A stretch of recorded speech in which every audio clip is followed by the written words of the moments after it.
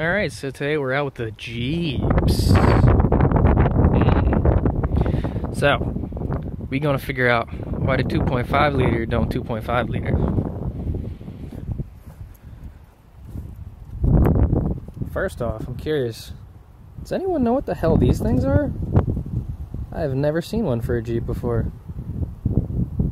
If you know what this does, let me know.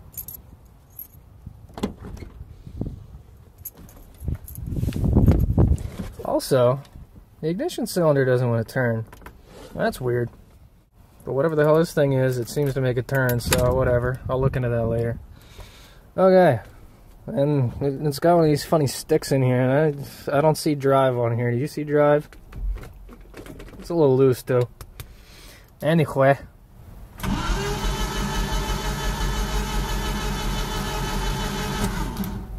She no choochie choochie. So.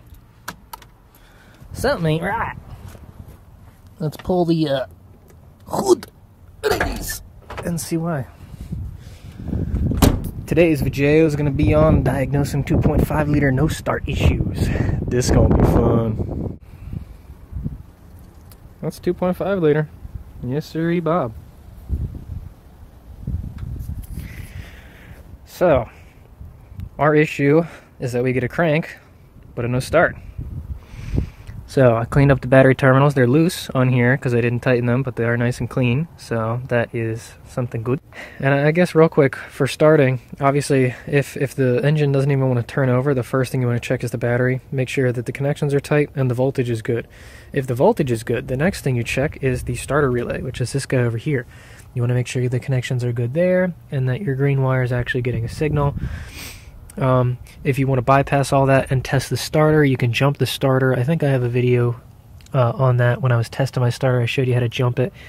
But basically, you take the wire that's coming from the battery to the starter, and you jump that to the smaller one, which is your start signal.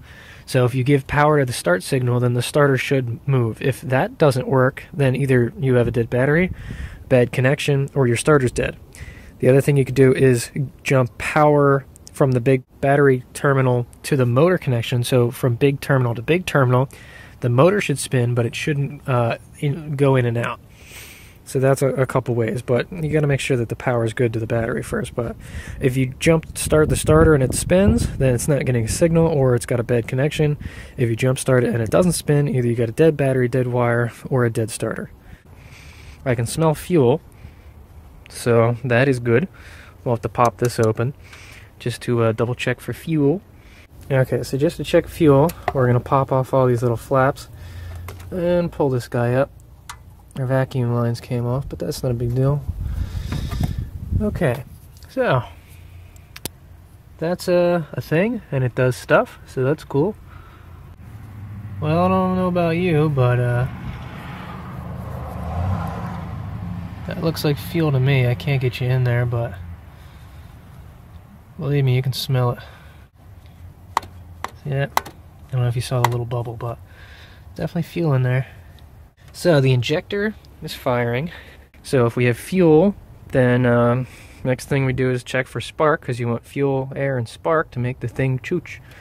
So I guess we'll go get a spark tester, and we'll checkaroo that. Okay, so we got our spark tester hooked up right over here. Alright, so let's see what happens.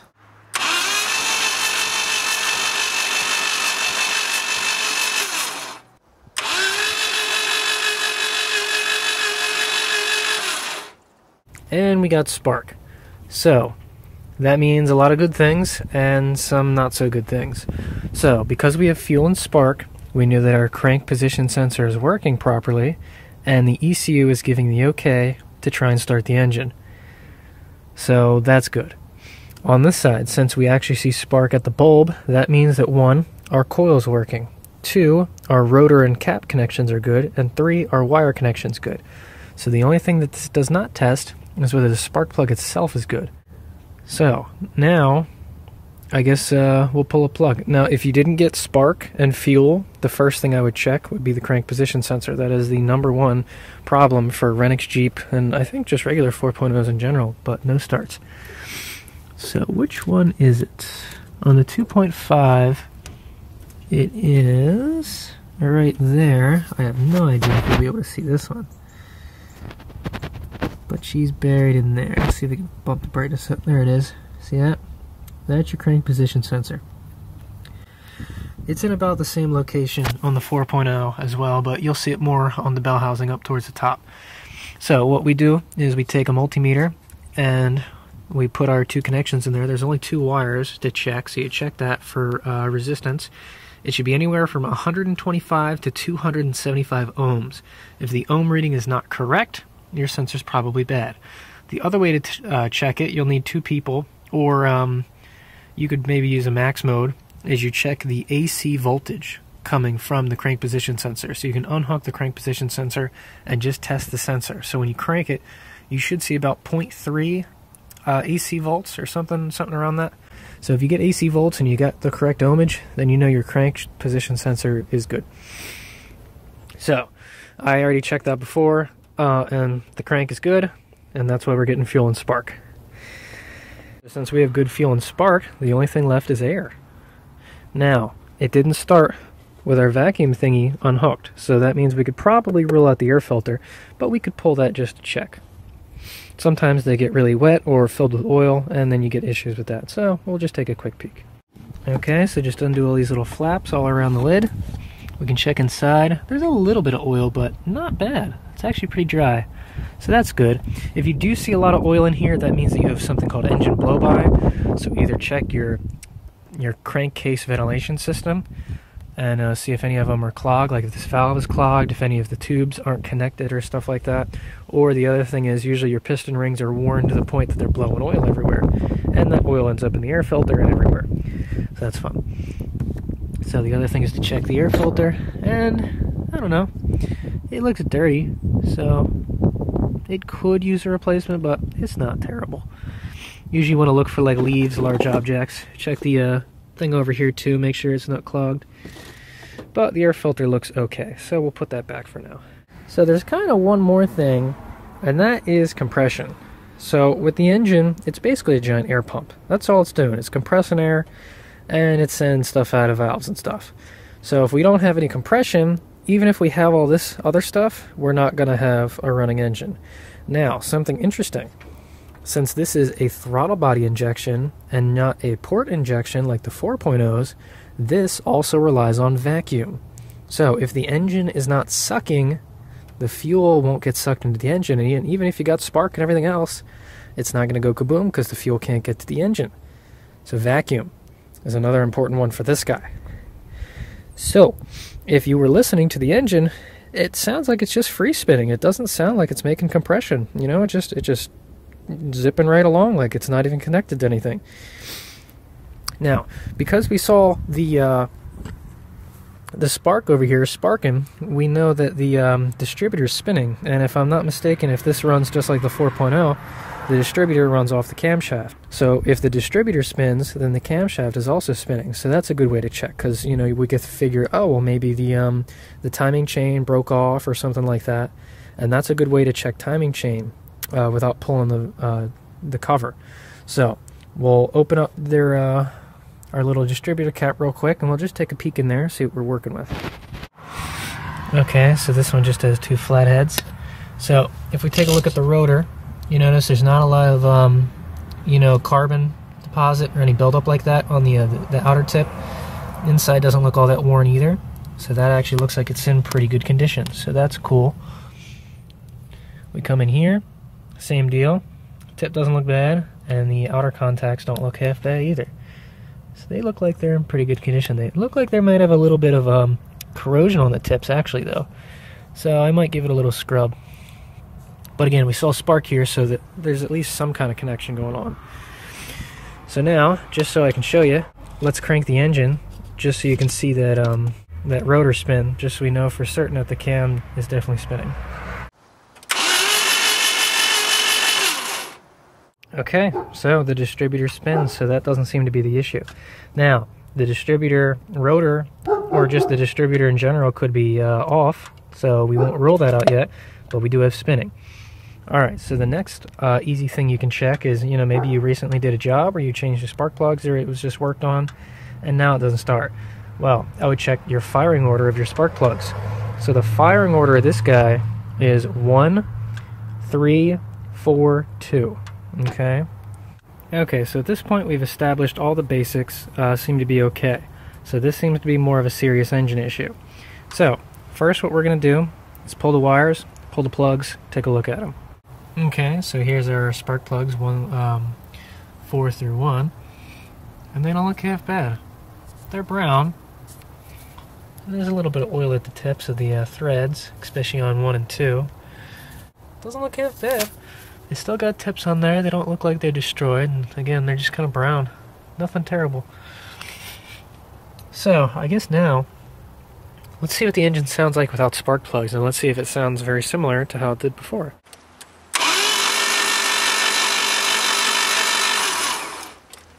Yeah, that sounds pretty similar to before. So now the next thing we can do is a compression test to confirm there's no compression. What we have here is a compression tester, and all it is a gauge with a check valve. So what happens is we're going to hook this up in place of a spark plug, and we're going to turn the engine over, and what this is going to do is anytime the piston goes up on the compression stroke, it should be adding compression to this. So you turn it over like 5 rotations or something like that, and then you come out and check what your compression is. A compression test is when you test all your cylinders to see how they are. Now when you do this test, you're looking for a couple things.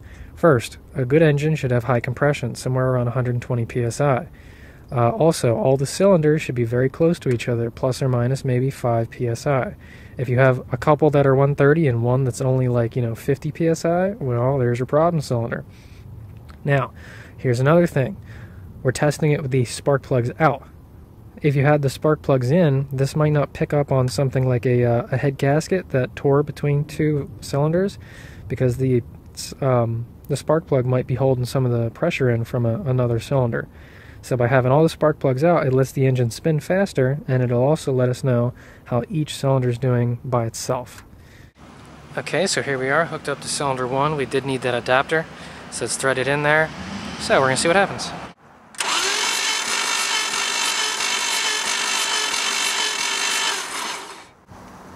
Wowee, we get a whopping a little over 15 pounds of compression.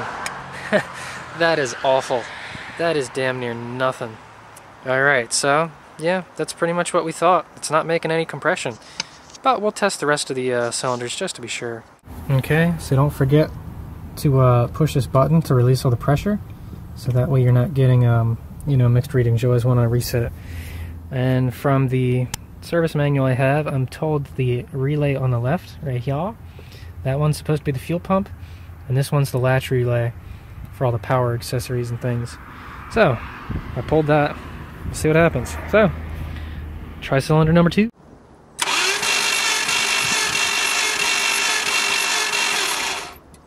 Really? Nothing. That's like maybe, I don't even know. That's nothing.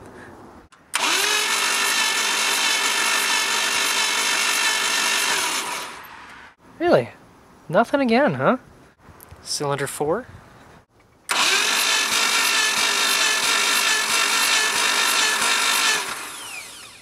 Alright, so that's the same as the other one, right? I think that's close to, I don't know, that's like maybe 5 psi.